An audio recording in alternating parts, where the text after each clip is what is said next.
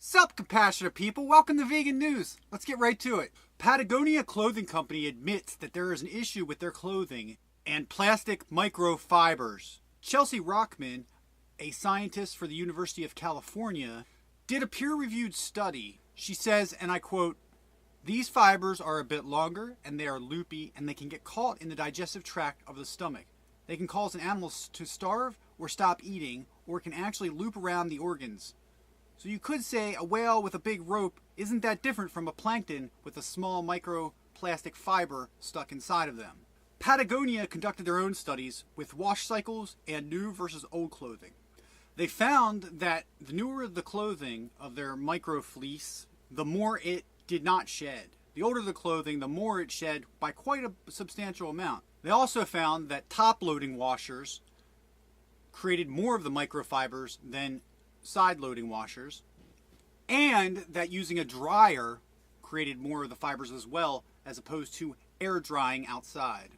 Wastewater facilities are only able to filter out 65 to 92% of the plastic microfibers, which is why they end up in the ocean in the first place.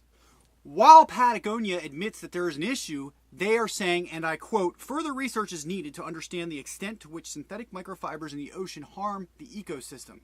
They do not have a plan of action. Their plan is that everything is the way it is and further study is needed. Well, when the founder, Von Chenard, was confronted with the issue of clean climbing and the gear of the time of climbing mountains actually defaced and destroyed rock faces, he stopped making pitons. I implore Von Chenard, who is actually one of my heroes. If you've never seen the documentary 180 Degrees South, he's featured in it heavily along with his previous business partner who owns the North Face, whose name I don't recall off the top of my head. But he changed climbing forever in the 60s when he stopped making pitons and started creating aluminum chucks. Patagonia Clothing Company should be leading the way and taking example from his previous work. They need to stop selling fleeces altogether and come up with a new solution. And in super biased animal ag industry news, Cattle Network magazine has written an entire article freaking out about vegan fish and other meats, going crazy on it. Dan Murphy, writer of the article, goes on to say, and I quote, "A variety of non-animal based pseudo foods like cashew cheese, vegan tofurkey, and soy-based substitutes based on chicken, as well as, God help us, the atrocious holiday substitute vegnog.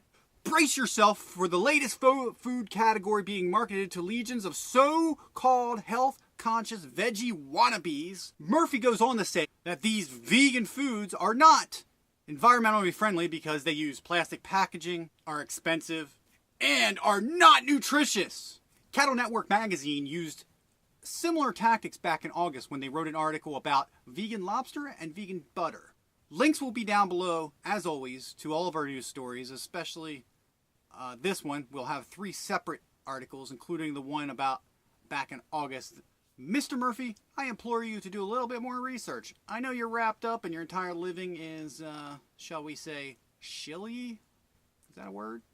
But even with using plastic, plant-based foods are far more sustainable and better for the environment than your cattle or any other flesh or secretions that you enjoy eating and you promote through your magazine. And just like eating flesh and secretions, being vegan and eating a plant-based diet is as expensive or as cheap as you want. Have you never priced rice and beans? What about tacos, Dan? What about tacos? And in climate change news, the UK is facing a 4-week polar plunge of negative 15 degrees Celsius. Heavy sheets of ice that will destroy trees, bring down power lines, and cause multiple automobile accidents are expected, along with a crippling blizzard or two. And generally, this is probably going to cost them at least a few $1,000,000. The next 10 days in Britain are expected to be colder than Moscow, Iceland, Scandinavia, and Greenland. The last time an ice storm of this magnitude hit was back in January of 2010. And back then, it cost millions upon millions of dollars in damages and delays. Please, UK friends, drive safely, stay at home if you can, and if you can't, please stay warm and stay safe.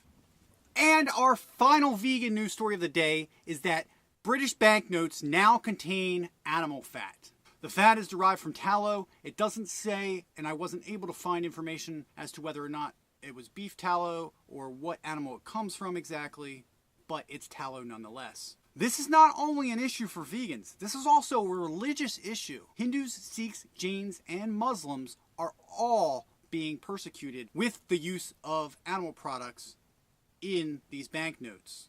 There is a petition linked down below that will be our petition of the day for this, that already acquired 122,000 signatures in 4 days. A spokeswoman for Innovia Films, the manufacturer of the banknotes for the UK, Australia, Canada, New Zealand, Mexico, and Singapore, said that they are looking into eliminating it since this petition has come into the spotlight and is receiving so many signatures. That's all the vegan news for today. As always, give us a like. It helps more than you think. Subscribe if you like this. And every day at 5 o'clock Eastern Standard Time, we will present another day of vegan news for you guys. Thank you so much for watching. Have a beautiful day, everybody, and Happy New Year. What about top...